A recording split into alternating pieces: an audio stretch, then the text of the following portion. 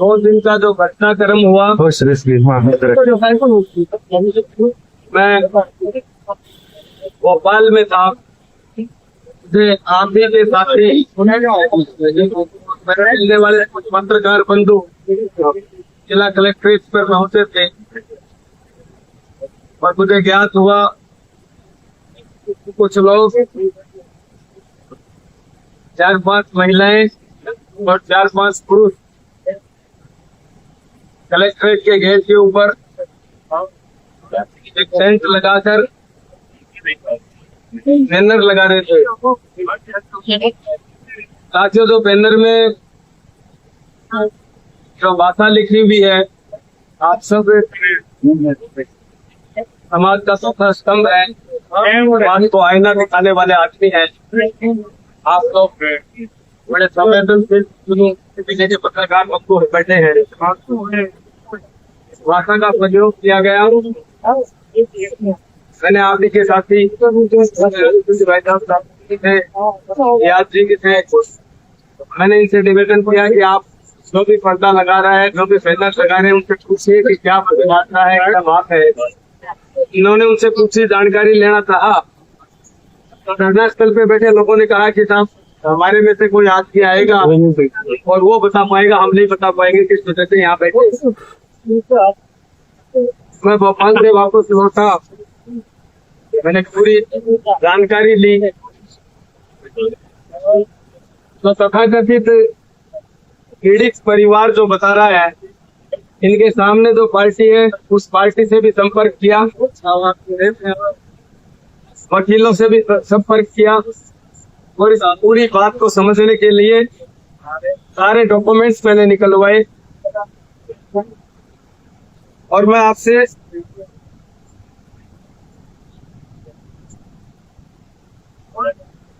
पूरे प्रकरण की जानकारी सबसे पहले आपको देना चाहूंगा। सबसे पहले तो मैं आप मीडिया के माध्यम से ये कहना चाहता हूँ कि बबलू चौधरी के हिंदुस्तान के किसी भी कोने में, किसी भी कोर्ट में, किसी भी थाने में एक भी मुकदमा पेंडिंग नहीं है। कोई सिंगल मुकदमा मेरा विचाराधीन नहीं है। मेरे कहीं कोई प्रकरण किसी भी तरह का अगर हो तो मैं आप पत्रकार बंधुओं के माध्यम से जनता को बताना चाहता हूं कि कोई भी एक प्रकरण अगर ऐसा हो तो आप लाके दिखाइए। दूसरी बात,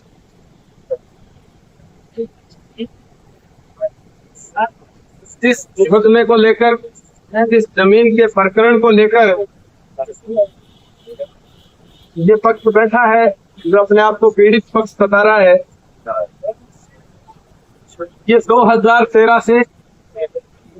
2013 में रजिस्ट्री हुई। रजिस्ट्री कराने वाले लोग अलग हैं, मेरा कहीं कोई नामो निशान नहीं, कोई गवाही नहीं, कोई रजिस्ट्री में नाम नहीं। कहीं भी मैंने आज तक जीवन में उस जमीन के आगे से भी अगर मैंने पैर रखा हो तो मैं गलत हूँ।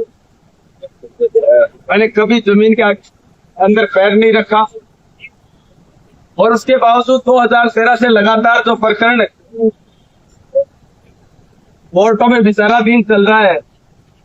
और उस जब मैं 13 में तो राजनीति में भी नहीं था, मैं 2017 में राजनीति में आया। उससे पूर्व की रजिस्ट्री और किसी अन्य लोगों की रजिस्ट्री, एक तरफ आपके सामने रजिस्टर्ड मालिक बैठे हैं, दूसरी तरफ आपके जो अपने आप को पीड़ित पक्ष बता रहे हैं, जो कब्जेदारी बता रहे हैं अपने आप को। और मैंने जो डॉक्यूमेंट देखे हैं वो डॉक्यूमेंट्स आपको प्रमाण के रूप में दूंगा कि ये कोर्टों में कह के आ रहे हैं कि हम कब्जेदारी हैं, हमें कब्जे के आधार पे खातेदारी दे दी जाए। वैसे तो मुझे इस प्रकरण की इतनी जानकारी लेने की आवश्यकता नहीं, लेकिन मैंने जब ये मेरे ऊपर आरोप लगे तो मैंने वकीलों से पूछा। सुप्रीम कोर्ट तक की गाइडलाइन है कि कब्जे के आधार पे कोई भी कोर्ट, कोई भी न्यायपालिका खातेदारी नहीं दे सकती है, चाहे कहीं भी कोई भी कहीं भी लड़े। ये चलो इनका विषय है, पर ऐसी क्या मजबूरी हो गई कि इन लोगों को ट्रायल चलते हुए कोर्टों में विचाराधीन प्रकरण चल रहा है और अचानक झुंझुनू हेडक्वार्टर के ऊपर इनको इस तरह का बोर्ड लगाना पड़ा। और जिस बोर्ड पे जो भाषा आपने लिखी है, कहीं प्रत्यक्ष है प्रत्यक्ष मेरा कोई लेना देना नहीं, उसकी क्या जरूरत पड़ी। मैंने गहराई में जाने की कोशिश की, पता लगाने की कोशिश की, और मैं आपकी मीडिया के माध्यम से कहना चाहता हूं कि झुंझुनू का विधायक, भारतीय जनता पार्टी का विधायक, उसका इकलौता पुत्र अपने व्हाट्सएप ग्रुपों में अपने खुद के मोबाइल नंबर से एक वीडियो किसी यूट्यूब चैनल से बनवाकर ग्रुपों में सेंड कर रहा है। और मेरे पास प्रमाण है, लोगों को ये कह रहा है कि इसको वायरल कीजिए, इसको शेयर कीजिए, इस बात को ज्यादा से ज्यादा जनता में फैलाइए। मैं आपके माध्यम से कहना चाहता हूं कि बबलू चौधरी ने 25 नवंबर को रिजल्ट आया था कि झुंझुनू विधानसभा में कमल का फूल खिलाने में सबसे बड़ा कोई भागीदार है तो बबलू चौधरी है। बबलू चौधरी के बिना यही विधायक 2 बार चुनाव लड़ चुके हैं। अगर इतने पुत्र मोह में और इतने परिवारवाद में वो उलझे हुए हैं तो हम तो कांग्रेस में लड़ते आए।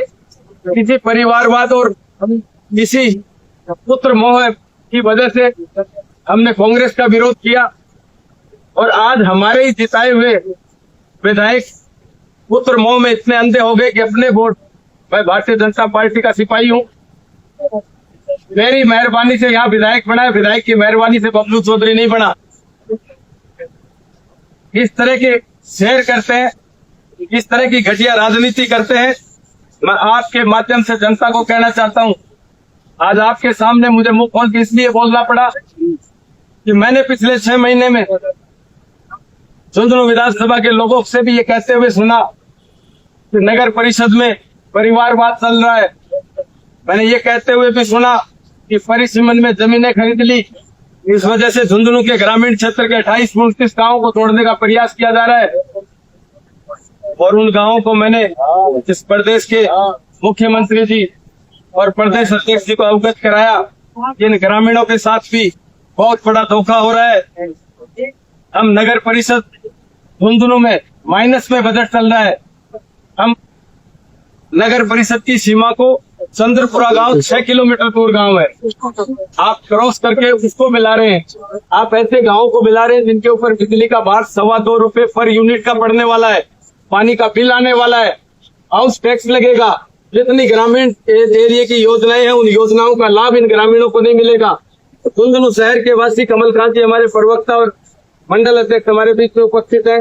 झुंझुनू शहर के वरिष्ठ लोग यहाँ बैठे हैं। सब के सब लोगों ने मुझसे कहा कि हम झुंझुनू में ये गांव नहीं जोड़ना चाहते हैं, हमारी प्रॉपर व्यवस्था नहीं हो रही है बिजली पानी सफाई की, तो हम इन गांवों को जोड़ लेंगे तो नगर परिषद कैसे मैनेज कर पाएगी।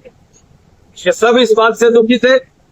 और मैं खुले मन से कह सकता हूँ कि मात्र मेरी एक इनकी कमेटी की भावना के अनुसार, ग्रामीण और शहर वासियों की भावना के अनुसार मैं जाके मैंने प्रदेश अध्यक्ष और मुख्यमंत्री जी से आग्रह किया कि ये गलत हो रहा है, और धरातल की बात बताने वाले नेता नहीं है। परिसीमन के 15 गांव हटवाए गए। वही विधायक पुत्र जो पहले ये लिख रहे थे, मीडिया में ग्रुपों में डाल रहे थे कि ये वापस नहीं हटाने दिए जाएंगे, वही वापस ये डालने लग गए कि हमने डलवा दिया। हमें उस बात से भी दिक्कत नहीं है, जो कुर्सी पे बैठा आदमी है वो उसकी क्रेडिट ले सकता है, लेकिन हमें इस बात का दुख है कि मेरे और मेरे प्रशंसक, मेरे सारे साथी, मेरे शुभचिंतक इस बात से व्यथित हैं कि इस तरह की घटिया राजनीति, इनका कहना जो तथाकथित परिवार बैठा है, आप पत्रकार बंधु इनसे पूछ सकते हैं कि मेरी कभी जीवन में शकल देखी हो इन्होंने, मेरा कहीं डॉक्यूमेंटली कहीं भी कोई नाम हो, कोई गवाही में भी अगर मेरा नाम हो तो आप इनसे पूछ सकते हैं। ये तरीका नहीं है। आप अच्छी तरह इस बात को जानते हैं कि जो अंडर ट्रायल जो कोर्टों में विवाद चल रहे हैं, उन विवादों का निस्तारण किसी धरने प्रदर्शन से नहीं, वहाँ टेक्निकली कागज बताने पड़ते हैं। कोर्टों में ये बताना पड़ता है कि मैं किस तरीके से मालिक हूँ, और उस बात को छोड़ के धरने प्रदर्शन पे इस तरह के वो लगाए जा रहे हैं। मैं तो दोनों पक्षों से यही कहना चाहता हूँ, दोनों पक्ष आपके सामने बैठे हैं। दूसरा पक्ष कह रहा है विधायक और उसके रिश्तेदारों ने कब्जे की जमीनें और जिस तरीके की झुंझुनू में भूमाफिया का काम कर रहे हैं, उनके सगे संबंधी जो बैठे हैं, यहाँ अवैध बाढ़ चला रहे हैं झुंझुनू 3 नंबर रोड पे। जमीनों की रजिस्ट्रियां मैं दिखा सकता हूँ। वंडरेला रोड के ऊपर हाईवे उनकी जमीन में से निकाला गया है। मैं खातेदारियां दे सकता हूँ कहाँ कहाँ किस किस तरीके से वो हथकंडे कर रहे हैं। लेकिन मैं आपके माध्यम से कहना चाहता हूँ, कोई भी किसी भी पार्टी का हो, नेता का एक धर्म बनता है जनप्रतिनिधि का, और जिस तरीके की व्यवस्था हमारे देश पे है, लोकतांत्रिक व्यवस्था, उसमें सही को सही और गलत का गलत कहने का अधिकार हर आदमी को है। आंखें खोलने का अधिकार आपका भी कर्तव्य बनता है। आप सब पत्रकार बंधुओं का भी ये कर्तव्य बनता है कि ये तरीका, मैं आपसे पूछना चाहता हूँ कि ये कोई तरीका है 2013 से जो मामला चल रहा है, मेरे राजनीति में आने से पहले का जो मामला चल रहा है, जिसमें मेरा कहीं कोई नामो निशान नहीं, उसमें कोर्टों में बताने के बजाय सड़कों के ऊपर बैठ के वो ये बात का प्रदर्शन कर रहे हैं, और विधायक का पुत्र उसको शेयर और सोशल मीडिया पे डलवा रहा है। मेरे पास प्रमाण है हर चीज के, मैं बिना प्रमाण के कोई भी बात नहीं करता। वैसे तो सारे चैनलों से आप सब जुड़े हुए हैं। दूसरी विषय मैं आपको बताना चाहता हूँ कि इस परिवार ने बताया कि 3 दिन पहले कोई मोटरसाइकिल पे कोई आदमी आए और उन्होंने धमकी दी। ये कहते हैं कि मंडावा विधानसभा का प्रकरण है, मंडावा थाने में इन्होंने रिपोर्ट दर्ज कराई, बता रहे हैं।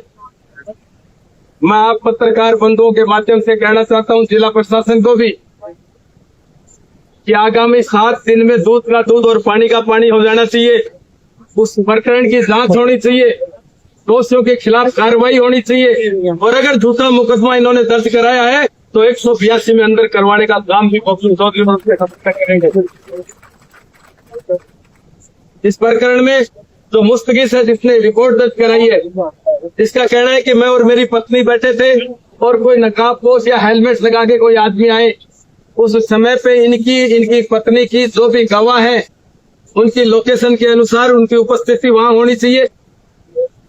मंडावा शहर में पूरे में कैमरे लगे हुए हैं, उन कैमरों को खंगालना चाहिए।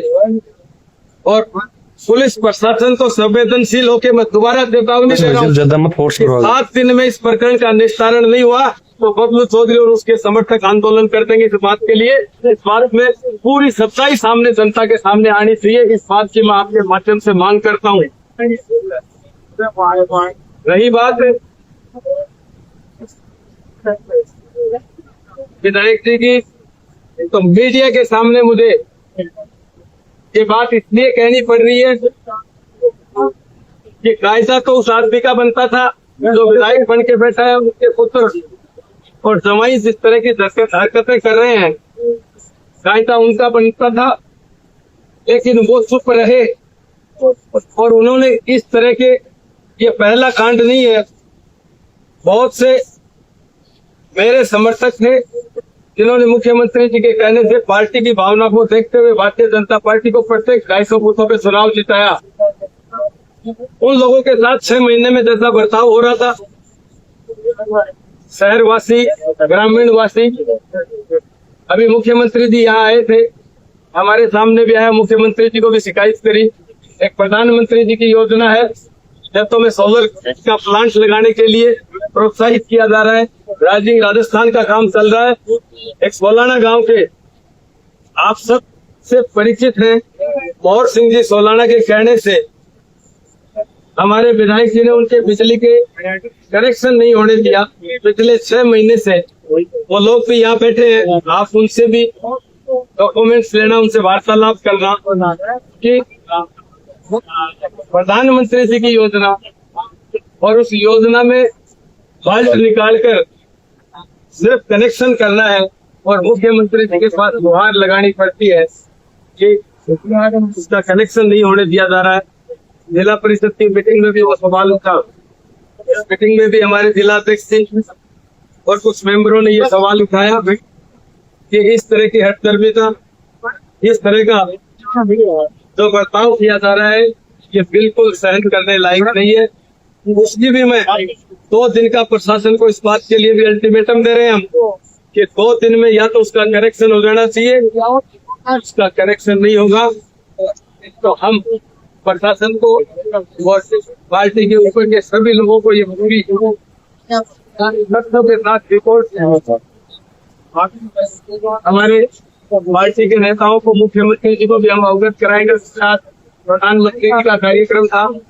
ये पहले मेरा धर्म बनता था कि मेरे सभी समर्थक भी ये बात चाहते थे, हम तो परिसीमन की बात करते हैं। परिसीमन का धन्यवाद करने के लिए आज सारे के सारे प्रतिनिधि, पंचायत समिति मेंबर, सारी जनता, सबका कार्यक्रम धन्यवाद का मेरे आवास पे था।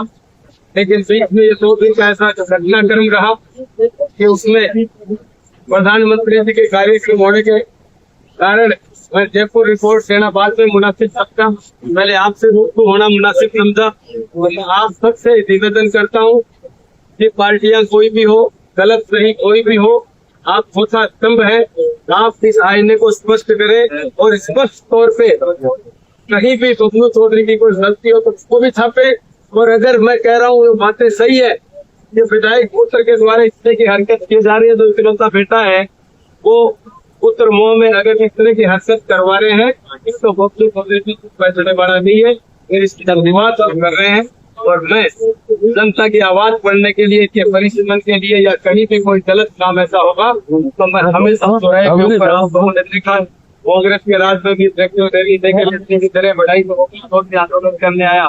कहीं भी कोई अन्याय जनता के साथ हुआ तो बबलू चौधरी हमेशा अपनी गर्दन कटवाने के लिए सामने खड़ा रहता है और मैं जनता का सेवक हूँ। मैंने ऐसा कोई भी काम नहीं किया, उसके बावजूद या कलेक्ट्रेट के ऊपर इस तरह की हरकत की जाती है। और मैं आपसे निवेदन करना चाहता हूँ कि कुछ गरीब आदमी तो रेडी यूनियन के भी चले आए थे गांधी चौक पे, जब हम पैदा हुए उस दिन से 15-20 रेडी वाले अपना जीवन चला रहे थे, उनको भी हटाया गया।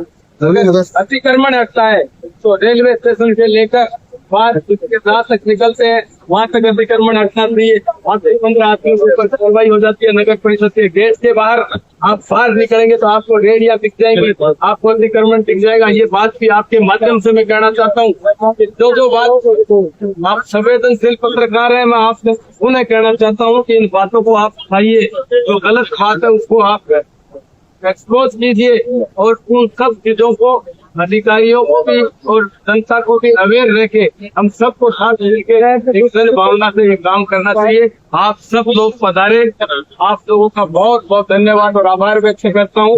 और मैं आपके चैनलों के माध्यम से पूरे प्रशासन को इस बात के लिए अवगत कराना चाहता हूँ कि 7 दिन में सारी चीजों को दूध का दूध और पानी का पानी करे। बबलू चौधरी खरा सोना है, अगर कहीं की वोट निकल जाए तो सरेआम आप लोगों के सामने कह के जा रहा हूँ, मेरी कहीं भी कोई गलती निकल जाए तो मेरी गर्दन उतर देना। आपके बाद हमारी कमेटी फैसले निर्णय करेगी। अभी प्रशासन से बात करेंगे, जिले के एसपी अभी है नहीं, बीकानेर कार्यक्रम में अभी उनका ट्रांसफर होने के बाद में वो लगे हुए हैं।